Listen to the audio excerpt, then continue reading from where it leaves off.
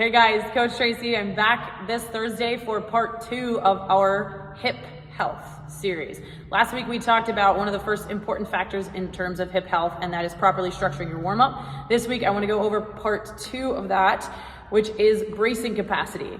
The reason why bracing capacity is so important for the hips is we see a lot of quad dominance in this sport, and we use our quads quite a bit.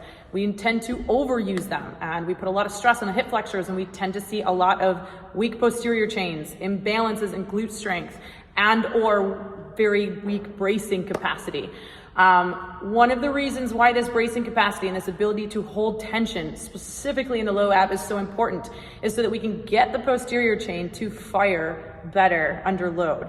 And the only way the glutes and the hamstrings are going to work more to take stress off the hip flexors and the hips and the quads is if they have a stable pelvis to work from, okay? So the more tension that you guys can keep in this low ab, the better your glutes will fire, the less shifting you're going to get, the less jamming into the front of the hip space, and less stress on the hip flexors and the quads overall.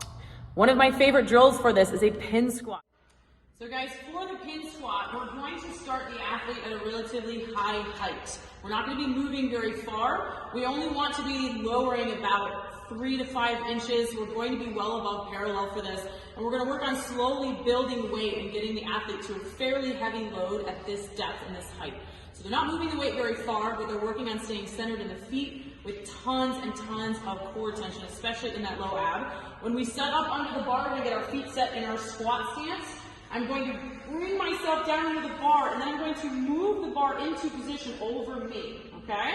I'm going to make sure that I can feel myself stacked in the middle of the foot. I'm going to brace and feel myself pulling through that low ab. When I start moving off the block, it is tight and controlled. I'm going to stand and the weight's going to come up with me. When I come down, it's going to be equally slow and controlled, back down to the pins, and I'm going to reset that tension back here before I stand the weight up. Brace, push, down, slow and controlled, till we come down lightly on the pins, okay? And again, the goal is to move as much weight from here when the athlete gets used to this, so that we can start really building that bracing capacity. We want to move very slow and controlled. The goal is not speed. The goal is to be as tight as possible, moving the bar with you. So the second you start pushing up from the pins, it comes up with you, and then we're coming down nice, slow, and controlled, trying to maintain that tension.